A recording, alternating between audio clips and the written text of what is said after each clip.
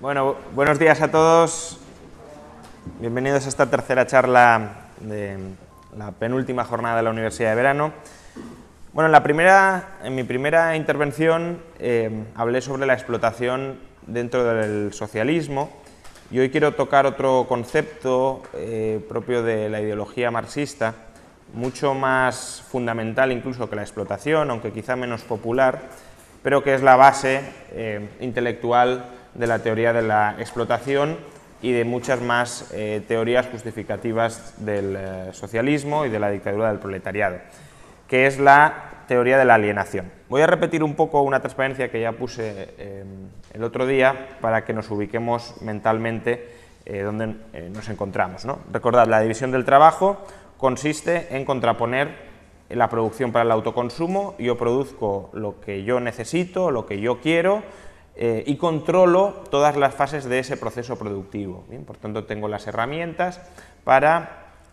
las herramientas para poder avanzar en el proceso productivo que me conduce a producir por mí mismo los bienes que yo necesito para mí.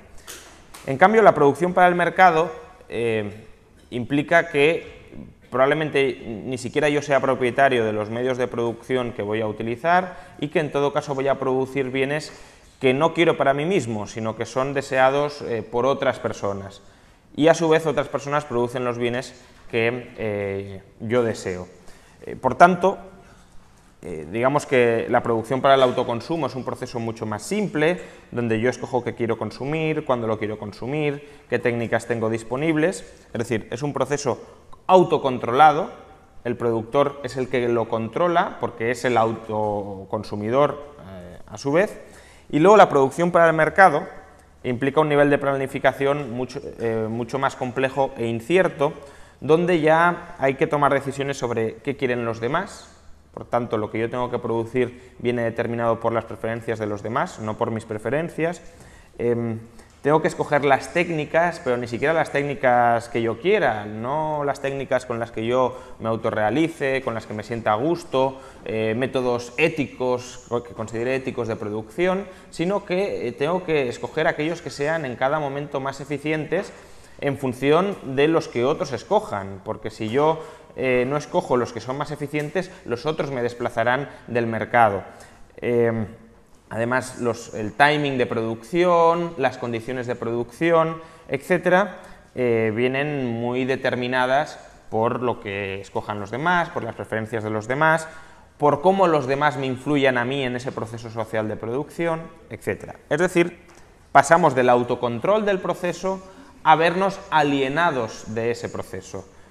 Es decir, perdemos el control de aspectos esenciales de nuestra naturaleza como seres humanos. Los seres humanos somos seres productores y reproductores y sobre esa faceta de nuestra existencia que nos define como seres humanos, que nos permite caracterizarnos como seres humanos, perdemos el control. Bien, y esto es justamente la alienación. Marx, por alienación, entiende la pérdida de control del ser humano, especialmente del trabajador, aunque no solo del trabajador. Para Marx el capitalista también está alienado porque se somete a fuerzas impersonales del mercado, a la oferta, a la demanda, a las técnicas productivas, pero el individuo que está extremadamente alienado es el trabajador y pierde el control, digo, sobre 4 aspectos esenciales de su naturaleza como ser humano. Primero, pierde el control sobre su actividad productiva. El trabajador no puede escoger a qué dedica parte de su vida, la parte de su vida en la que está trabajando, ¿no? ¿Qué produce? ¿Cuándo produce? ¿Cuánto produce? ¿Dónde produce? Son variables que le son determinadas por el capitalista al que se somete, es decir, es como una especie de esclavo a tiempo parcial. Se las determina el capitalista al que se somete y a su vez al capitalista le son determinadas por fuerzas que no caen bajo su control, como son el mercado. Y obviamente, en tanto en cuanto las actividades profesionales de una persona marcan su existencia, ¿quién soy yo? Pues Juan Ramón Rayo es una persona actualmente difícilmente disociable de la figura de economista. Sería muy raro hoy entender la personalidad de Juan Ramón Rayo si no llevara aparejada el adjetivo de economista. Bien, si yo no fuera economista y fuera granjero, como mi padre, pues sería otra persona radicalmente distinta. Bien, por tanto, el hecho de que yo no pueda determinar, controlar a qué dedico 8, 12, 16, las que sean, horas diarias de mi vida, marca mi existencia y modifica mi existencia. Bien. Por tanto, el trabajador, en tanto no escoge a qué se dedica, sino que se somete a las órdenes del capitalista, está alienado en cuanto a su actividad productiva. Segundo punto de la alienación con respecto al producto de su trabajo. El trabajador no es dueño de lo que produce. El trabajador como que deja parte de su personalidad en un objeto exterior que pasa a ser la propiedad privada de otro.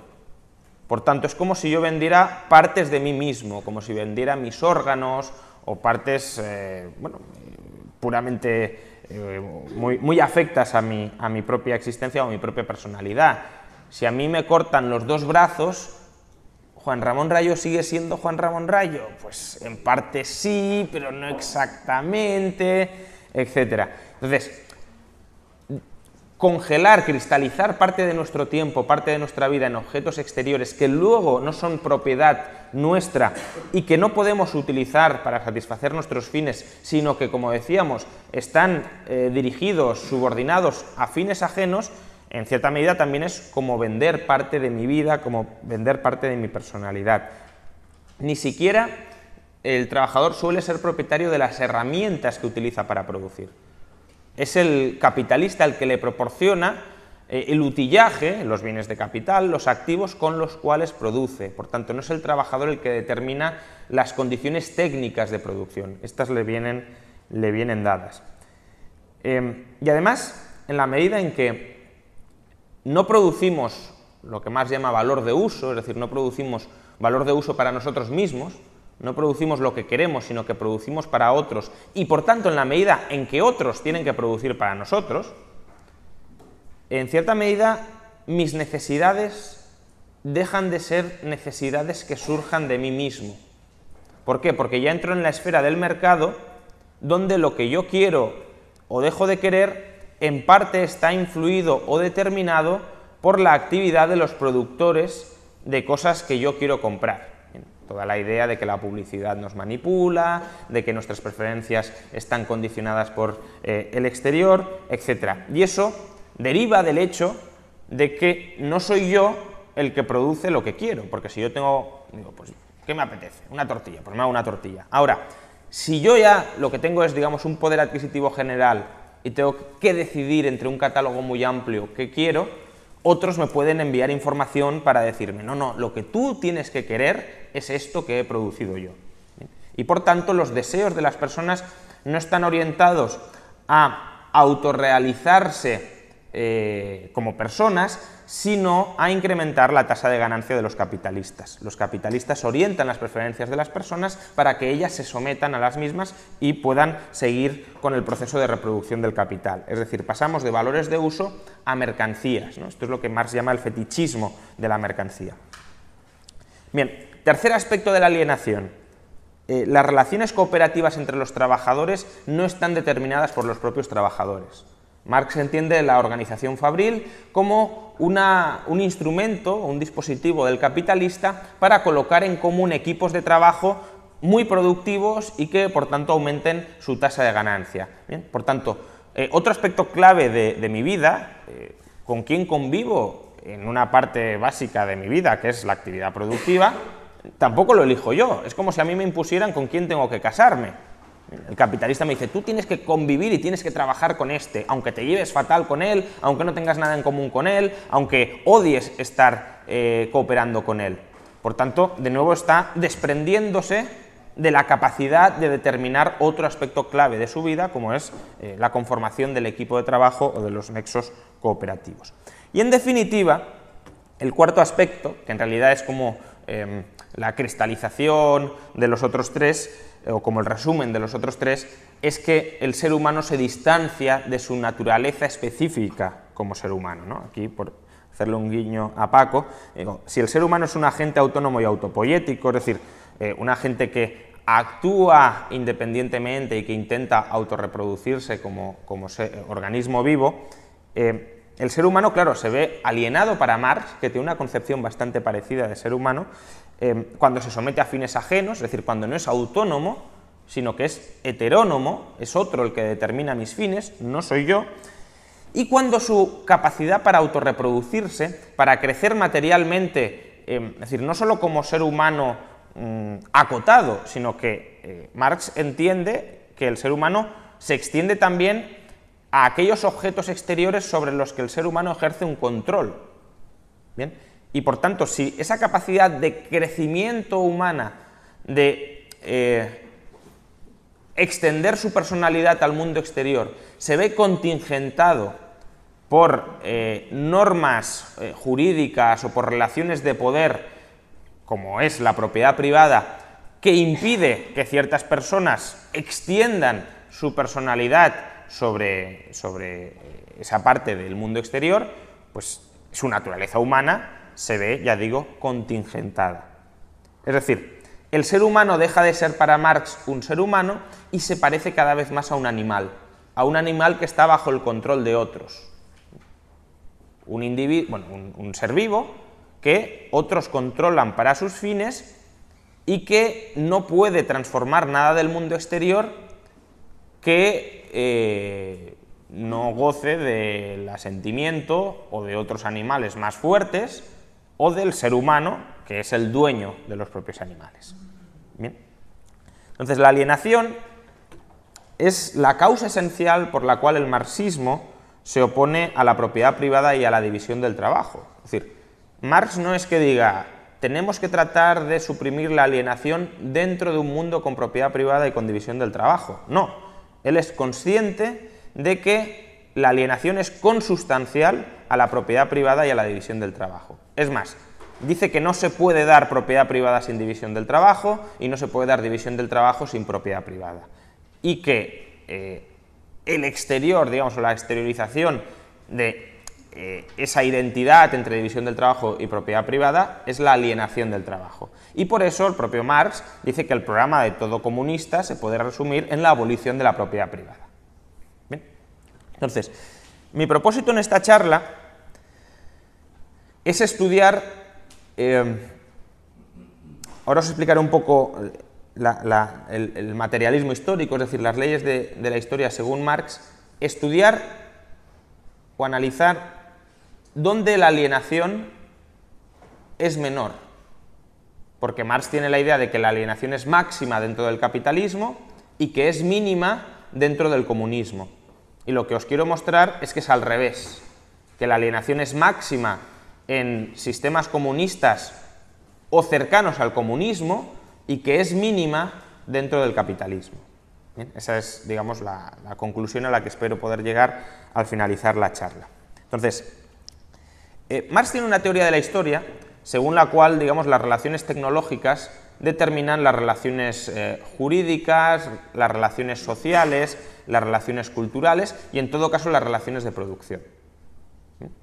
Por tanto, ¿quién controla qué factores, cómo se organizan determinados factores? Es un subproducto del grado de desarrollo tecnológico de una sociedad. ¿Bien?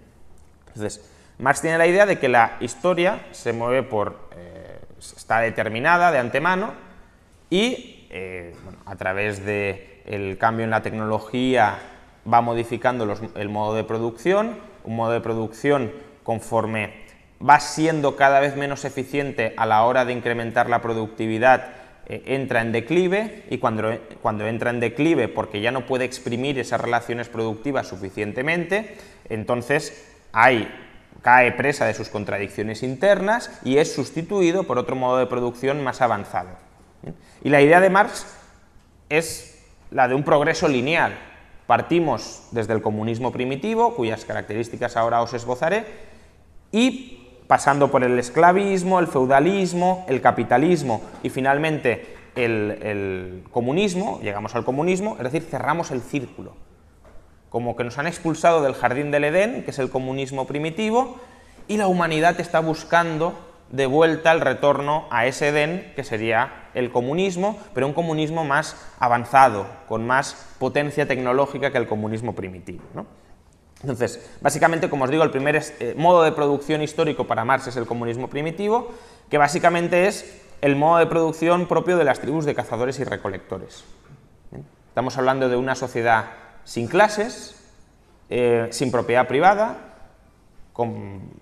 simplemente los recursos se comparten entre los miembros de la tribu, son nómadas, por tanto van de un lado a otro, no hay una división del trabajo más allá de la división sexual del trabajo o de la división de quién es más fuerte relativamente, pero no hay una división intelectual del trabajo de, digamos, especialización e identificación de cada individuo con su profesión. ¿Bien? Entonces, Marx tiene una visión muy idílica del comunismo primitivo, donde básicamente dentro de cada tribu todo es cooperación, todo es armonía.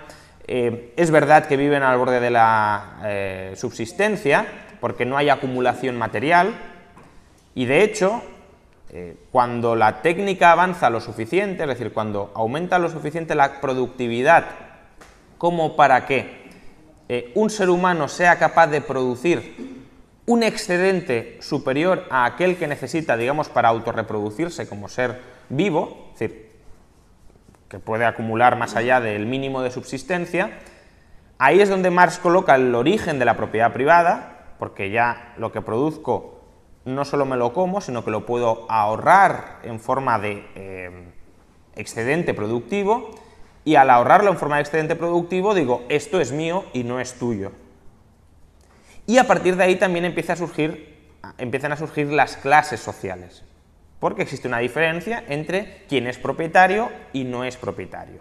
¿Bien? Entonces, cuando el grado de desarrollo tecnológico desborda al comunismo primitivo, según Marx, avanzamos hacia el esclavismo. No me voy a perder con el esclavismo, pero simplemente para que veáis la idea de modo de producción que cae por sus contradicciones y que es sustituido por otro que es técnicamente superior, ¿no? En el esclavismo ya empieza a ser conveniente que una persona sea propietaria de otra.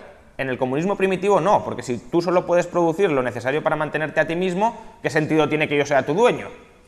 Ahora, en el esclavismo, si tú puedes producir más de lo mínimo, yo te puedo ser tu propietario, te obligo a que trabajes para mí y te arrebato parte del tiempo de trabajo que diariamente estás desempeñando. Bien, la idea esta ya la expresamos también en el último día, como Marx veía que parte de la jornada laboral el capitalista se la apropiaba, ¿no?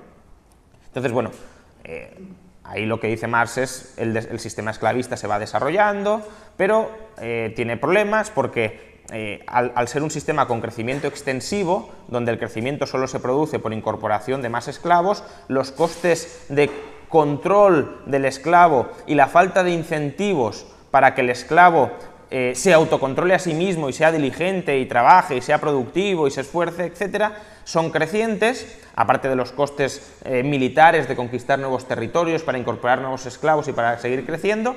Y entonces dice el sistema esclavista cae y es sustituido por el sistema feudal, donde se le da una parcela de propiedad a cada esclavo y en lugar de decirle tú tienes que trabajar para mí toda tu jornada, se le dice tú me tienes que pagar esta renta fija al señor feudal y el resto te lo puedes quedar tú si te vuelves más productivo. Bien, en todo caso, Marx escribe o describe su sistema, o él se ubica en el modo de producción capitalista. Bien, en el modo de producción capitalista, como ya sabéis, hay dos clases, la proletaria y la capitalista. Una tiene los medios de producción, la otra no tiene los medios de producción, pero formalmente, jurídicamente, es un agente libre que negocia en condiciones de igualdad con los capitalistas. Entonces, según Marx, en el capitalismo es donde la alienación se da en su máxima expresión, porque el ser humano, aunque supuestamente es libre, se somete absolutamente al poder del capitalista.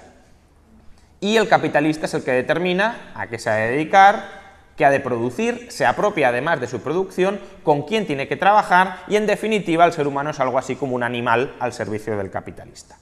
Y lo que sugiere Marx es que conforme el capitalismo vaya entrando en sus propias contradicciones, básicamente la idea de la tasa decreciente de ganancia, es decir, que para seguir aumentando la productividad es necesario seguir acumulando cada vez más capital, pero llega un punto al que, dentro del sistema capitalista, al capitalista ya no le conviene, ya no le es rentable acumular más capital. Y es ahí donde él ubica la necesidad de una revolución proletaria. Es decir, básicamente lo que dice Marx es, históricamente los capitalistas juegan un buen papel, un buen servicio, porque son muy eficientes a la hora de acumular capital. ¿Qué es lo que necesitamos para llegar a nuestro destino, a nuestro jardín del Edén, que es el comunismo utópico, donde la acumulación de capital sea brutal? Por tanto, los capitalistas nos son útiles durante un tiempo, pero llega un momento en que dejan de serlo. Y ahí es donde tenemos que realizar la revolución proletaria, y donde tenemos que instaurar durante un tiempo una dictadura del proletariado, que es el Estado socialista, que siga acumulando capital, aunque no sea rentable desde el punto de vista del capitalista. Bien, lo que necesitamos es saturar de capital la sociedad para que cuando la sociedad esté tan sumamente saturada de capital, hagamos ya la transición desde el socialismo, que es un estado dictatorial, pero la dictadura del proletariado, la buena, al sistema comunista utópico, que es un sistema, de nuevo, donde no hay clases, donde la prosperidad es absoluta, donde ya no hay escasez, donde por tanto cada persona se puede dedicar a lo que quiera, donde es dueña o puede ser dueña de su producto porque hay suficiente para todos, no hay escasez y por tanto no tiene que haber racionamiento a través de la propiedad privada, donde además cada uno se puede juntar con quien quiera y trabajar con quien quiera, etcétera, y donde por tanto la naturaleza humana verdaderamente florece. Bien, de hecho, la alienación la podéis entender para Marx como todo aquello que se aleja del modo de vida típico, orgánicamente integrado del comunismo utópico. Es decir, si no vivimos como en el comunismo utópico, como él cree que viviríamos en el comunismo utópico, toda la distancia que marquemos con respecto a ahí significa que estamos alienados. Vale, entonces, ahora lo que voy a hacer es estudiar cuál es verdaderamente la alienación en sus 4 puntos, en cada uno, en cada uno no, en el comunismo primitivo, en el capitalismo y en el socialismo. A ver, como os digo, el comunismo primitivo es una sociedad sin clases y una sociedad con propiedad comunal de los medios de producción. La verdad que la descripción que efectúa Marx antropológicamente es bastante deficiente. Por supuesto que hay clases dentro de las tribus, quizá no sean, incluso clases en términos productivos, es decir, las mujeres y los niños no van a cazar presas grandes, por ejemplo, y eso es un tipo de clase y de estratificación del trabajo.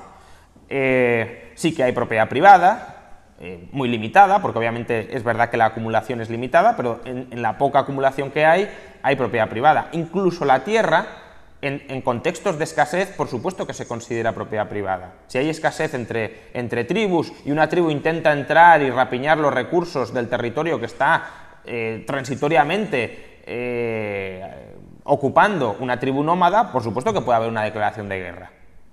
Y por supuesto que puede haber enfrentamiento. ¿Por qué? Porque una tribu que está, aunque la ocupe temporalmente para rapiñarla y luego la abandone, mientras la está ocupando, la considera propia y se defiende si los de fuera entran a robarle los recursos que considera propios. Entonces, bueno, digamos que antropológicamente no es del todo fidedigno la explicación que da Marx, pero me interesa sobre todo que reflexionemos sobre la alienación en sus 4 vertientes. A ver, en el comunismo primitivo es obvio que la capacidad de cada persona para escoger a qué se dedica, cómo se dedica y cuándo se dedica a ello es muy baja. ¿Por qué? Porque prácticamente no existe diversidad de profesiones a las que dedicarse. ¿Qué tenemos? Cazador, recolector, chamán, alfarero, quizá dibujante, ¿no?, en las cuevas. El chamán hacía las veces de médico, pero no hay mucho más. Es decir, ¿vosotros podéis ser community manager en el comunismo primitivo? No lo parece, pero incluso podéis ser cirujanos de precisión como los actuales, podéis ser neurocirujanos, podéis ser periodistas, novelistas, poetas. Bueno, obviamente hay mitos, hay leyendas que alguien los escribiría, pero desde luego aunque podáis encontrar a alguien que circunstancialmente se pueda dedicar a eso, lo que es obvio es que uno no puede volcar su vida en eso. ¿Por qué? Porque si, según la propia teoría de Marx, cada uno no puede producir más de lo necesario para automantenerse, lo cual también es bastante discutible porque en el Paleolítico se trabajaban muy pocas horas al día, o eso se cree, alrededor de 4 horas diarias, por tanto había mucha jornada laboral en la cual se podían producir otras cosas, pero aún así, si uno no puede producir más de lo necesario para mantenerse a sí mismo, el poeta tiene que ir a cazar. No puede decir, no, quiero estar todo el día escribiendo poesías aquí bien bonitas, ¿no? No puede ser. Y además, aunque pudiese haber un especialista en poesía, no podría haber 2 o 3. ¿Por qué? Porque el tamaño del grupo es tan sumamente reducido que no hay espacio para ello. Bien. Y además, en el comunismo primitivo el hombre como que está sometido a la naturaleza. ¿Cuándo vas a cazar? No lo determinas tú, lo determina cuando pasa el mamut por ahí. No puedes decir, no, mira, ahora no me apetece, lo dejo para luego. No, es que si lo dejas para luego se va el mamut. ¿Bien? Entonces, y si no hay mamuts, te quedas sin comida y no puedes ser cazador. Bien. Como ahora veremos, en el capitalismo hay un control mucho más brutal sobre la naturaleza. Yo puedo ser granjero, aunque en un territorio no esté ni siquiera esa especie animal. Y yo controlo el régimen de reproducción de los animales y, por tanto, el régimen de producción de carne. En el comunismo primitivo, ¿no? Bien. Por tanto, tanto el atraso tecnológico como la naturaleza del grupo, limitado número de personas como incapacidad para controlar el entorno, hacen que el ser humano esté dominado, no por un capitalista, pero sí por la naturaleza, y sí por el grupo dentro del que vive. Segundo, en el comunismo primitivo el ser humano tampoco controla su obra. Primero porque está a merced, como hemos dicho, de la naturaleza. Es decir, lo que yo puedo llegar a producir en gran medida depende del entorno natural en el que me mueva. Y no puedo variarlo mucho. Y si un año, pues, no hay frutas, pues me quedo sin frutas. O me quedo con frutas de mala calidad. No puedo modificar mucho lo que la naturaleza me da. Y además, porque además la caza o la producción, bueno, la recolección no, la recolección sí tenía un componente mucho más individual, etc. Y la caza de presa pequeña también. Es decir, un niño puede ir a cazar un conejo, etc. Pero desde luego, la presa grande, la caza era en grupo. Y por tanto decir que los cazadores eran dueños individuales de lo que cazaban es falso. Eran dueños comunales. El propio Marx admite que la propiedad era comunal. Pero si yo soy copropietario de una porción no específicamente definida de lo que obtengo, ¿en qué sentido el producto me pertenece? Porque uno también puede decir que la producción en el capitalismo es copropiedad del trabajador y del capitalista, solo que posteriormente el capitalista le remunera vía salarios al trabajador. ¿Por qué la producción cooperativa es propiedad privada de cada cooperativista cuando en realidad está sometida a la unidad, digamos, de la cooperativa? Bien, por tanto, ahí también hay un sometimiento muy claro. Una persona no podía quedarse con mayor porción que la que el resto le permitían que se quedara. Y eso iba en función del mérito a la hora de haber cazado, de la contribución a la hora de haber cazado, etc. Bien. Por tanto, tampoco es decir, no, yo de todo el mamut me quedo con lo que quiero, en absoluto. El grupo te marca con qué te puedes quedar y con qué no, por tanto también estás sometido a la voluntad del grupo. Tercero, las posibles combinaciones de compañeros de trabajo. Pues obviamente, quienes sean los compañeros de trabajo te los marca el grupo político en el que vives. No hay más. De hecho, no podías buscar compañeros de caza en otros grupos. Tu única posibilidad para decir, no me gusta la gente con la que estoy conviviendo, no me gusta trabajar con ellos, me maltratan, se burlan de mí, etc., es básicamente irte de la comunidad política. Es exiliarte, es el ostracismo. Y ya sabéis que el ostracismo en estas condiciones era prácticamente equivalente al suicidio. Por tanto, ¿con qué autonomía cuenta una persona en el comunismo primitivo para integrarse en otros grupos? Ya ni siquiera estoy diciendo para producir individualmente. Porque más puedo decir, no, pero es que el ser humano se autorrealiza dentro del grupo. Vale, pero para cambiar de grupo. No la tiene. Por tanto, está alienado por el propio grupo. Por tanto, en su naturaleza, el grado de autorrealización como persona en el comunismo primitivo es muy limitado, porque tanto la pobreza como el bajo desarrollo tecnológico, como la configuración del grupo de la comunidad política, impiden que el ser humano se pueda dirigir hacia fines muy elevados y muy complejos.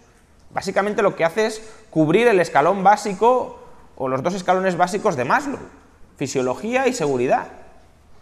No puede ir más allá, porque no tiene riqueza suficiente para ir más allá, porque la comunidad dentro de la que vive tampoco se lo permite, y por tanto, en el comunismo primitivo, el ser humano sí es muy parecido al animal. De hecho, es parte de un desarrollo evolutivo mucho más cercano a su estadio de animalesco que el actual. Ya no biológicamente, sino culturalmente. ¿Bien? Por tanto, ¿habernos ido del comunismo primitivo aliena al ser humano? Como dice Marx, yo creo que no. Yo creo que cuando nos vamos del comunismo primitivo, sobre todo hacia el capitalismo, porque sí que podríamos decir que el ser humano está más alienado en la esclavitud, el esclavo obviamente está más alienado, probablemente al menos, en el esclavismo que un ser humano en el comunismo primitivo. Pero desde luego, cuando avanzamos hacia el capitalismo, lo debemos ver como un viaje hacia la alienación o como un viaje alejándonos de la alienación. Pues yo creo que un viaje alejándonos de la alienación. ¿Por qué? Bueno, la alienación bajo el capitalismo, en cuanto a actividad. En el capitalismo contamos con una variedad amplísima de profesiones a las que dedicarnos para autorrealizarnos vitalmente de manera coordinada, de manera cooperativa, de manera integrada con los proyectos vitales de otras personas. Os voy a leer una lista, porque muchas veces es una lista no exhaustiva, pero es una lista, creo, que tiene suficientes ejemplos para que resuene en nuestra cabeza la cantidad de diversidad laboral que existe en un sistema capitalista. Abogado, actor, alfarero, antropólogo, arqueólogo, arquitecto, astronauta, astrónomo, bailarín, barrendero, bibliotecario, biólogo, bombero, cartero, cartógrafo, carnicero, carpintero, cirujano, community manager, conductor, contable, cocinero, constructor, corredor de seguros, cuidador, dentista, deportista, directivo, diseñador, economista, electricista, enfermero, ensayista, farmacéutico, filólogo, filósofo, físico, fontanero, forense, florista, fotógrafo, geógrafo, geólogo, granjero, historiador, humorista, ingeniero, informático, jardinero, juez, matemático, mecánico, médico, militar, modelo, oftalmólogo, panadero, periodista, pescador, pintor, piloto, poeta, policía, profesor, psicólogo, psiquiatra, publicista, químico, sastre, secretario, sociólogo, taxidermista, traductor, veterinario, voluntario, zoólogo. Politólogo.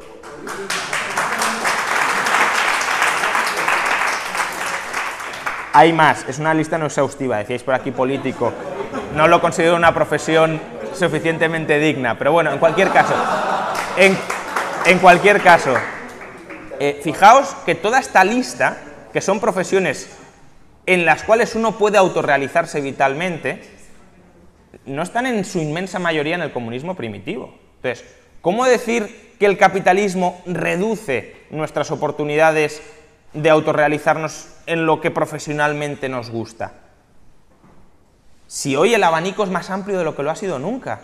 Es más, el capitalismo tiene, en cuanto a las profesiones, otra característica que desde luego no tiene el comunismo primitivo. Y es que yo puedo proponer mi propia profesión. Muchas de las profesiones que hemos citado aquí hace 10 años no existían, hace 20 años tampoco, hace 30 años tampoco. Por tanto, no es que haya un número cerrado de profesiones a las cuales puedes dedicarte. Tú puedes tratar, obviamente no es algo que vayas a conseguir por necesidad, porque es algo con lo que te tienes que ajustar con otros, pero puedes intentar proponerles a los demás una profesión por la cual te vayan a remunerar. El caso más claro es el de político, es decir, algo absolutamente inútil, pero la gente está convencida de que es necesario y muchos de ellos aceptan remunerar a esta persona por, básicamente, gobernarlos y mandarlos. ¿Bien? Entonces, la lista no está cerrada. Y luego, obviamente, hay mayor flexibilidad en cuanto a horarios, localización, tipos de trabajo, cantidades de trabajo. Lo que decíamos el otro día, una persona que diga, yo soy pescador y me conformo con pescar 10 pescados al día. Otro dirá, no, yo 100, 1000, porque soy más ambicioso, tengo más objetivos. Tú lo puedes modular, puedes decir, no, yo quiero trabajar pocas horas al día para tener más tiempo libre. O yo quiero ganar mucho dinero porque quiero comprar otros fines que me permiten, en mi poco tiempo libre, ser mucho más feliz que si no los tuviera. Eso en el comunismo primitivo no tienes esa posibilidad. Cuando el grupo te dice, a cazar, es a cazar. Bien. En cuanto a productos, primero, en el capitalismo, como hemos dicho, el ser humano está mucho menos expuesto a los vaivenes de la naturaleza, por tanto, no está sometido a la naturaleza. El capitalismo es un sistema en el cual el ser humano está ganando control creciente sobre la naturaleza. De hecho, muchos ecologistas se quejan justamente por eso, que estamos dejando de ser uno más dentro del ecosistema para pasar a querer planificar el ecosistema. Y no digo que no pueda ser problemático, pero desde luego que en muchos campos sí estamos logrando un control sobre la naturaleza. Las hambrunas, por ejemplo, en un país capitalista han desaparecido. ¿Bien? En países capitalistas no hay hambrunas. Y eso es porque hemos controlado, hemos domesticado la naturaleza. Además, el ser humano se apropia de parte de lo que produce. Ya explicamos en la anterior charla que la producción capitalista-trabajador es una producción conjunta y lo que queda por determinar es qué parte del valor de ese producto que tú has generado te corresponde a ti. ¿Cómo determinamos eso? A través de la contribución marginal de cada factor productivo a su producción. Bien, no me voy a detener más aquí porque es lo que explicamos el otro día. Pero no hay una apropiación del capitalista de parte de la producción que le corresponde al trabajador. Ya vimos que no. Que al capitalista también le corresponde, por las actividades que desempeña, parte de la producción que se desarrolla en el capitalismo. Además, un proletario puede poseer puede ser el dueño de las herramientas con las que trabaja, vendría a ser pues, un autoexplotador de sí mismo, en célebres palabras del entorno de Podemos. Y es verdad que las necesidades pueden ser inducidas.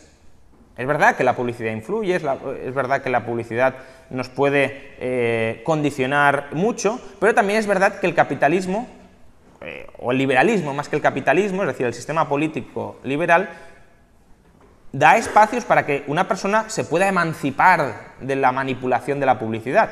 De hecho, todos aquellos que acusan al capitalismo de manipular las preferencias de la gente son personas que se ven a sí mismas como fuera de esa manipulación. Por tanto, ¿en qué sistema político tienes capacidad para escaparte de la determinación ajena de las preferencias? Bajo el capitalismo. Bajo el comunismo primitivo es que no puedes querer otra cosa. Y ahora veremos que bajo el socialismo tampoco. Bien, por tanto, bajo el capitalismo se te reconoce la libertad para sustraerte de la manipulación. Incluso puedes montar organizaciones dentro del capitalismo que denuncien las mentiras de otras organizaciones dentro del capitalismo. Y eso no se considera una agresión, no se considera una difamación, no se considera un ataque, una coacción antijurídica. Bien. Más, en el capitalismo uno puede, en gran medida, escoger los compañeros de trabajo. Como ahora veremos, no estoy diciendo que esta autonomía sea plena, ni mucho menos. Lo que estoy argumentando es que es máxima bajo el sistema capitalista, lo mayor que puede llegar a ser, no que sea absoluta ni mucho menos. Pero obviamente en el capitalismo tú puedes decir, yo me voy de esta empresa y me integro en esta otra. A lo mejor gano menos, a lo mejor cobro menos, pero tengo un ambiente de trabajo más satisfactorio. O incluso puedes intentar montar tu propio equipo de trabajo. Yo quiero montar mi empresa con mis amigos para ver si prosperamos. Lo puedes intentar hacer. E incluso te puedes ir de tu país, de tu comunidad, para buscar otro ambiente de trabajo más propicio. Gente que se va a Estados Unidos porque dice aquí es todo una peste, nadie reconoce el valor de lo que yo hago, además la gente no está formada, estamos muy mal pagados, me voy a otro sitio. Eso en el comunismo primitivo es inconcebible, no digamos en el socialismo. A ver cuánta libertad migratoria hay entre sistemas socialistas. Y por último, la naturaleza humana. La sociedad de propietarios es lo que permite que la gente se pueda autorrealizar.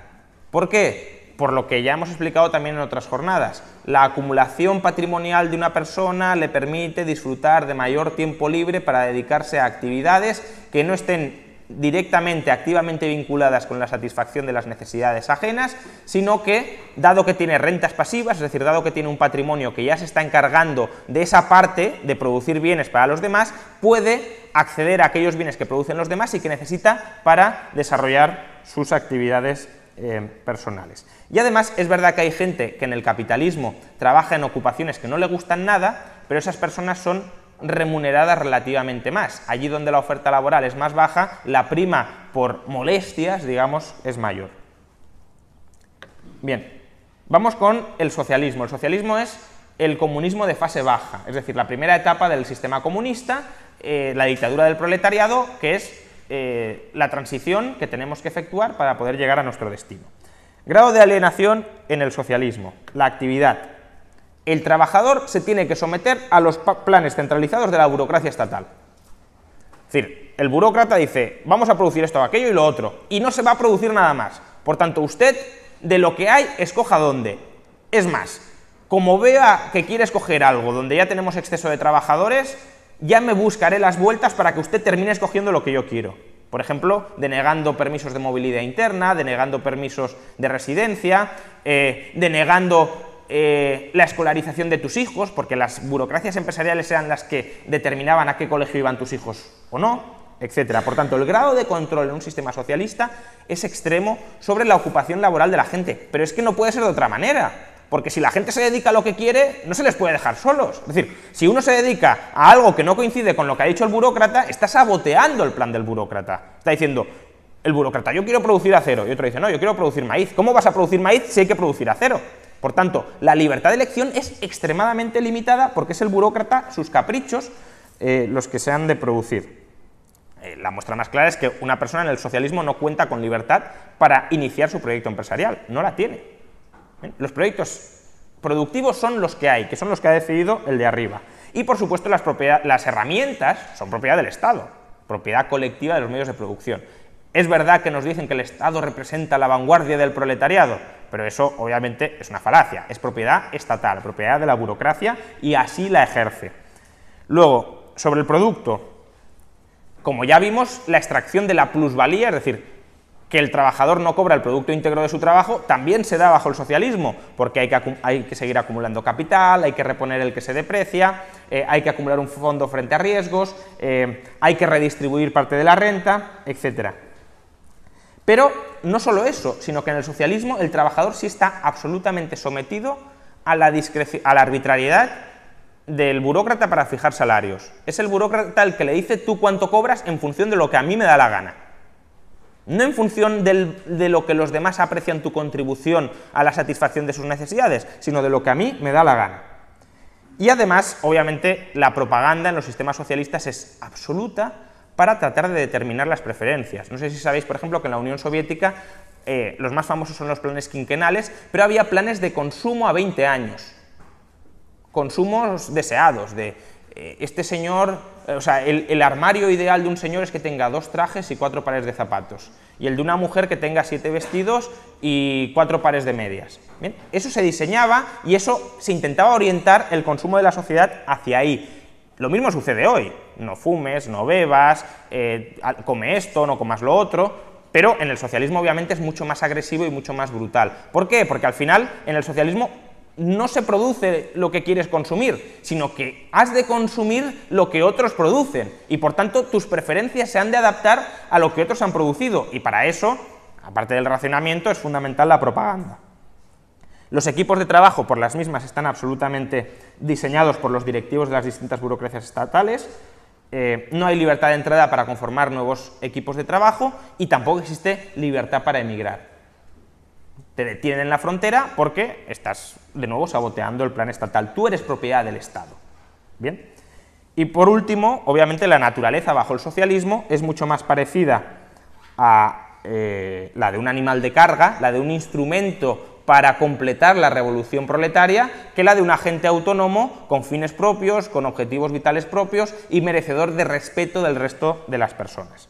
Y ya muy rápidamente, solo unos comentarios de la alienación en el comunismo utópico. El comunismo utópico, como os he dicho, es una sociedad sin clases y donde la propiedad colectiva de los medios de producción genera una sobreabundancia de recursos tal que, textualmente según palabras de Marx, corran a chorro lleno los manantiales de la riqueza colectiva. ¿Bien? Eso es el comunismo utópico, básicamente, pues eso, el jardín del Edén, donde todo es superabundante. En el comunismo utópico, la redistribución se efectúa, como sabéis probablemente, de cada cual según sus capacidades, a cada cual según sus necesidades. ¿Bien? Y esta frase obviamente tiene una interpretación bastante distópica, no utópica, sino distópica, de cada cual según sus capacidades. ¿Qué pasa? Que si yo soy muy buen agricultor, pero me quiero dedicar a economista, mis capacidades me obligan a ser agricultor. De cada cual, es decir, cada cual se tiene que dedicar a aquello en lo que es mejor en sus capacidades. Por tanto, ¿qué libertad de elección tengo, según esta interpretación? Me dedico a aquello para lo que estoy condicionado genéticamente o culturalmente a dedicarme. Y por tanto es un tipo de trabajo forzoso.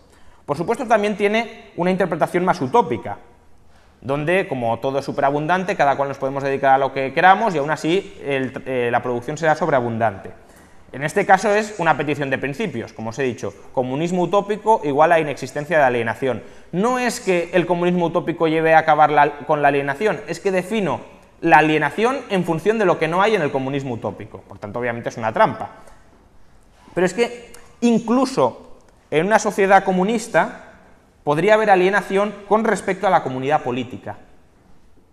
Bien. Marx a veces parece un poco ingenuo, no siempre, pero pensando que el único foco de conflicto es la escasez física de recursos. Y como ya también Paco ha hablado mucho de ello, otro foco de conflictos es, por ejemplo, las acciones de otras personas. Yo quiero que te comportes de una determinada manera, quiero que pienses de una determinada manera, quiero que sientas de una determinada manera. Con lo cual, el ser humano se puede sentir alienado si no consigue controlar las pautas de comportamiento de otros seres humanos. O un ser humano se puede ver alienado por vivir en una comunidad política en la que no le gusta vivir. Y eso, en el comunismo, no se puede eliminar, porque no hay propiedad privada de los recursos. Yo no me puedo escapar, no me puedo recluir, no me puedo aislar, no me puedo autoorganizar, no me puedo asociar libremente con otras personas porque parte de todo es propiedad de los demás. Con lo cual, incluso parte de mí mismo podría, de cada cual según sus capacidades, parte de mí mismo incluso podríamos considerar que es propiedad de los demás. Y en todo caso, allí donde vaya, los demás tendrán derecho a voto sobre ello.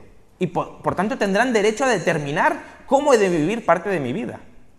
Por tanto, eso desde luego no desaliena a la gente, sino que la mantiene estructuralmente alienada con respecto a la comunidad política, con respecto a una sociedad de la que uno no se puede secesionar, de la que uno no se puede separar, de la que uno no puede simplemente coexistir y no someterse. Pero es que además, pensemos que todos estos problemas no se dan y que es verdad que llegamos a un grado de acumulación de capital tal que la escasez ha desaparecido. Este es el escenario, por ejemplo, que citan algunos autores como Ray Kurzweil, a quien ya se ha mencionado previamente, de la singularidad. Es decir, las máquinas cada vez serán más productivas, se autorreproducirán y cada vez habrá menos escasez, hasta el punto de que los seres humanos no necesitaremos trabajar y viviremos de las rentas que nos proporcionan las máquinas en un mundo sin escasez. Bueno, os puede parecer un escenario de ciencia ficción, pero imaginemos que se cumple. Marx diría: tenía yo razón, hemos llegado al comunismo utópico, yo ya lo predije. Pero recordad que Marx pronostica llegar al comunismo utópico a través del socialismo. Y ahí habríamos llegado al comunismo utópico a través del capitalismo, a través de la acumulación empresarial de capital. ¿Por qué no llamarlo entonces ultracapitalismo o postcapitalismo en lugar de comunismo utópico, que no tiene nada de comunismo utópico? Porque además incluso en ese sistema habría propiedad privada. Habría propiedad privada sobre elementos que confieren estatus, sobre elementos que son relativamente escasos. Pensad en un trozo de tierra que le da bastante el sol, o que está muy bien localizado, o donde se generan externalidades de convivencia, es decir, gente que tú consideras buena gente, tus amigos, etcétera, pues te apetece vivir al lado. No es lo mismo vivir al lado que vivir a 20 kilómetros, aunque haya tierra para todos, la tierra no vale lo mismo. Bien, por tanto, incluso en el comunismo utópico sería necesaria la propiedad privada para solucionar esos problemas de distribución de los recursos que seguirían siendo distribución de los recursos. Y ya termino con la utopía liberal. La alienación no puede eliminarse por entero porque la convivencia es un fruto de conflictos interpersonales permanentes y por tanto debemos ajustarnos mutuamente. Ajustarnos mutuamente significa que a cambio de que tú te comportes de una manera que a mí me apetece que te comportes, yo me comporto también en parte de una manera que a ti te apetece que te comportes. Y por tanto, obviamente, mis pautas de comportamiento van a estar en parte determinadas por los demás. Porque la única manera en que no lo estuvieran sería irme a la montaña a modo ermitaño. Si vivo en sociedad, por necesidad estoy influido y muy determinado por la vida en sociedad y por las influencias que tengo en sociedad. Ahora, lo que tenemos que conseguir es cómo coexistir, cómo convivir y cómo cooperar, dado que somos seres hipersociales y que tendemos a vivir en sociedad y que, pese a ser seres hipersociales, la sociabilidad entraña conflictos. Y para eso tenemos que disponer de normas que asignen derechos, es decir, cauces exclusivos de actuación a través de los cuales yo pueda autorrealizar mis proyectos vitales sin que otros interfieran en ellos, y que también permitan la cooperación. Porque si yo tuviera normas que me aislaran del mundo pero no me permitieran cooperar con el mundo, serían normas muy disfuncionales. En plan, no, pues montamos aquí una cápsula y los metemos a cada uno dentro de una cápsula, ahí y os damos un poco de comida, un poco de libros y no sé qué, a vivir independientemente. Eso sería un muy mal sistema normativo, porque no permitiría la cooperación ni la interrelación entre personas. La propiedad privada dentro de este sistema normativo es imprescindible precisamente porque, como dice Marx, los objetos son una extensión de nuestra personalidad. Son los medios con los cuales cumplimos nuestros fines. No podemos alcanzar nuestros fines vitales sin los medios. Y precisamente porque los objetos externos son indispensables para autorrealizarnos vitalmente, el derecho debería, si queremos un sistema normativo que permita la autorrealización individual y la cooperación, debería reconocer un derecho de permanencia, un derecho de estabilidad, un derecho de uso exclusivo sobre esos objetos externos. Y también habría que añadir aquí los contratos, es decir, cómo te comportas tú me puede influir a mí, y precisamente para limar esa aspereza necesitamos un contrato donde se especifiquen los términos de la interrelación. En este sentido, el liberalismo es una filosofía política integral e integradora. Nozick decía que el liberalismo es el marco de las utopías, la utopía dentro de la cual se puede realizar cualquier otra utopía. Y eso es verdad.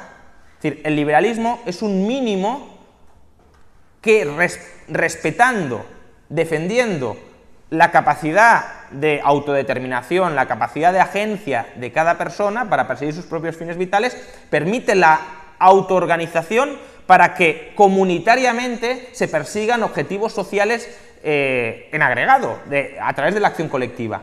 Y cualesquiera objetivos personales que se puedan componer a través de la libre asociación de las personas son legítimos dentro del liberalismo, salvo obviamente la agresión a otros individuos, porque eso sí que implica imponerles objetivos vitales que no comparten, es decir, eso sí implicaría una alienación de la persona que está sometida. Pero yo añado, no solo es una utopía integradora, no solo es una utopía que integre otras utopías, no solo permite montar comunas socialistas, comunas ecologistas, etcétera, ciudades utilitaristas, no solo permite eso, sino que en cierta medida el liberalismo integra lo mejor de todas las filosofías políticas. ¿Bien? Si empezamos a hacer un listado de ¿qué defiende la socialdemocracia? La igualdad. El liberalismo defiende la igualdad moral y la igualdad jurídica de las personas.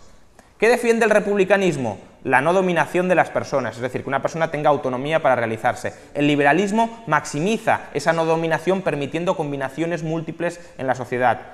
¿Qué defiende el comunismo? La no alienación. Ya hemos visto que el capitalismo minimiza la no alienación. ¿Qué defiende el ecologismo? El cuidado del entorno, la protección del entorno. El capitalismo, asignando derechos de propiedad individual y comunal, permite la protección del medio ambiente. Por tanto, el liberalismo como que tiene el componente mínimo de todos los buenos valores que cualquier filosofía política que se precie tiene. Otra cosa es que queramos no un valor mínimo, sino muchísimo más, que no queramos el mínimo indispensable de igualdad, sino una igualdad absoluta. Bueno, pues entonces esta es una comuna igualitarista y ahí las personas que se quieran adscribir libremente que se desarrollen en un plano absolutamente igualitario, pero permite que otras personas que no tengan ese fin vital se puedan desarrollar en otra parte. Por tanto, el liberalismo es un marco normativo, libertad, propiedad privada y contratos voluntarios, donde los planes vitales de los agentes pueden tratar de realizarse desde una posición original de imparcialidad. En el sistema normativo ex ante nadie es más que nadie. Partimos, como decía, de una situación de igualdad moral, de igualdad jurídica. A todos se nos dan los mismos derechos y las mismas libertades de partida y son además las mínimas indispensables para poder interactuar. Si queremos ir más allá, ya hay que empezar a componer contratos y a componer transferencias de propiedad. Es decir, es un sistema normativo que también, como suele decir Paco, se basa en principios de igualdad y de simetría. Y por último, en este sistema los seres humanos pueden tratar de realizarse a través de la cooperación con otros seres humanos de manera respetuosa, es decir, es un sistema donde se promueve la tolerancia y la ayuda mutua. La utopía liberal, por tanto, es la que permite minimizar la alienación, tanto desde un punto de vista político, económico y social. No hay ningún otro sistema político, económico o social que podamos concebir donde la alienación de cada una de las personas sea más baja. Y cuanto más capitalista, cuanto más próspera sea una sociedad, cuanto más capital haya acumulado, por tanto, cuanto más sociedad de propietarios haya en ese capitalismo, incluso una comuna socialista requeriría de una propiedad comunal que fuera de todos y, por tanto, cuanta más propiedad haya acumulada, incluso para quienes quieran una utopía socialista, por tanto, cuanto más capitalista, cuanto más intensiva en capital sea una sociedad, menos alienada estará y, por tanto, no es el socialismo, no es el comunismo el que minimiza la alienación, sino que es el capitalismo o el turbocapitalismo. Muchas gracias.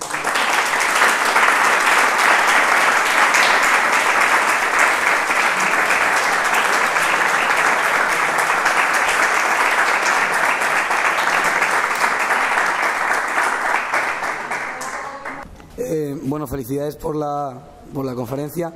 Yo quería preguntar por qué diferencias entre capitalismo y luego la utopía liberal. Es decir, ¿tiene algo que ver con minarquismo y lo otro es el espíritu de Bastos o algo así o no? Porque la utopía liberal, cuando hablas de las normas, es decir, ¿entenderías que podrían ser privadas y eso podría entenderse ese turboliberalismo como la ausencia del Estado? Y nada, como he dicho, muchas felicidades y muchas gracias.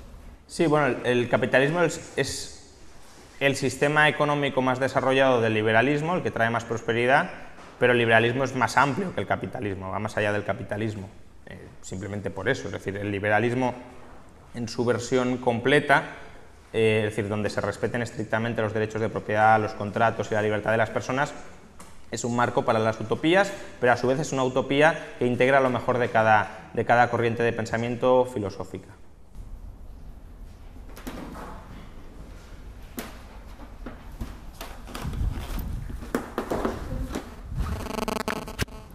En la parte del capitalismo, cuando defendías que tienes más opciones de trabajos y más opciones de productos, si fuésemos un poco marxistas te diríamos, ya, pero los productos y los trabajos requieren poder adquisitivo tanto para formarte y poder hacer el trabajo como para comprar los productos y, por tanto, aunque existan los productos, no están al acceso de todos.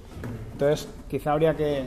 Bueno, yo creo que incluso el marxista iría más allá, que diría, tú en realidad no quieres esos productos te los han metido en la cabeza y la demanda de los mismos simplemente es una vía de maximizar los beneficios del capitalista. Bueno, a ver, para consumir hay que producir, eso en todas las partes, salvo en el comunismo utópico, pero en el comunismo primitivo es evidente que tienes que ir a cazar. En el socialismo el principio distributivo es a cada cual según su contribución, de cada cual según sus capacidades, a cada cual según su contribución, y por tanto ahí también, si no produces, no comes. En realidad, si no obedeces, no comes en el socialismo. Pero incluso desde la teoría benevolente del socialismo, si no produces no comes. Eso en todas partes. La cuestión es que es un punto de ajuste. En el capitalismo es ajuste mutuo. Yo produzco lo que tú quieres para que tú produzcas lo que yo quiero. Aquí. Sí. Juan Ramón, una pregunta. No sé en qué va a responder, pero ¿no crees que deberías utilizar otro término que fuese el liberalismo? Porque si tú dices respetar los derechos de propiedad, y ese término proviene de cuando se desamortizaron todas las tierras, por ejemplo, la Iglesia. ¿No crees que se podría...? Llámalo ancapía o llámalo como quieras. ¿Te parece adecuado? Estoy opuesto a que nos roben las palabras, y la palabra liberalismo es una palabra muy bonita que además describe bastante bien lo que pensamos, porque en el término tienes la libertad y por tanto no veo por qué tengamos que cambiarla, aun cuando en otras ocasiones históricas quienes utilizaron el término liberalismo hicieron cosas que hoy juzgaríamos muy poco liberales. Muy bien, Juan Ramón, no exageremos diciendo que también había clases en el mundo antiguo. Las clases naturales, como gente mayor, gente menor, hombres y mujeres, Marx no está hablando de eso. Está hablando más de grupos funcionales, como eres capitalista o eres trabajador. Y el pensamiento de Marx es también atávico y a mucha gente le atrae. Por eso en la tribu es que nada te es ajeno, que eso es lo de alienación, porque conoces a todo el mundo y lo ves todo, y sales a cazar y no hay nada nuevo, ves eso que se ha cazado y te lo acabarás comiendo tú, se lo acabará comiendo tu vecino. La economía moderna es tan rara, tan antiintuitiva, tan moderna, tan nueva, que es que tú no ves la inmensa mayoría de las cosas que existen. Entras en una tienda y mucha gente critica el consumismo porque no entiende que todo lo que está ahí ofrecido no es para ellos, es para los demás. A mí de una tienda me interesa una parte entre 1 millón. Pero claro, pero es que el resto de la gente le interesan las otras cosas. Entonces, la idea de la alienación sí que es un poco el mundo moderno, mundo antiguo. Sí. Bueno, ahí, como bien sabes, hay bastante literatura, por ejemplo la de Paul Rubin, de que nuestra mente en psicología evolucionista está adaptada a unas condiciones productivas que no tienen nada que ver con las actuales, y por tanto muchas de nuestras intuiciones económicas son intuiciones que se gestaron y que eran funcionales en un modo de producción parecido al comunismo primitivo de Marx, que desde luego tiene muy poco que ver con el capitalismo. Y precisamente por eso decía Kolakowski que el marxismo era como una religión de mitos del pasado que obtenía su fuerza de la voluntad que tenía la gente de creer en ella, aunque no explicara nada. Y desde luego la voluntad de creer en ella procede de que estamos programados para creer en ella, y por tanto es una construcción ideológica que es muy atractiva y es muy atrayente, porque efectivamente estamos programados para el atavismo, porque nos hemos criado y hemos crecido evolutivamente en el atavismo, y que no tiene nada que ver con la actualidad. Y por tanto, de la misma manera que antes se dejaba morir a los viejos o se mataba a los niños porque era lo más funcional, eso no significa que no tengamos que reprimir cualquier instinto que pudiéramos seguir teniendo de eso, porque las sociedades y la autonomía personal florecen en sociedades que respeten la libertad y son sociedades liberales. Desde el punto de vista del liberalismo que defiende las libertades individuales, ¿no crees que hay otros sistemas que, frente al capitalismo, defenderían un desarrollo humano, al menos parcialmente, en algunas partes, como por ejemplo el que alguien quisiera desarrollar una habilidad que en el capitalismo, si no viene respaldada por una demanda determinada, no puede ejercer?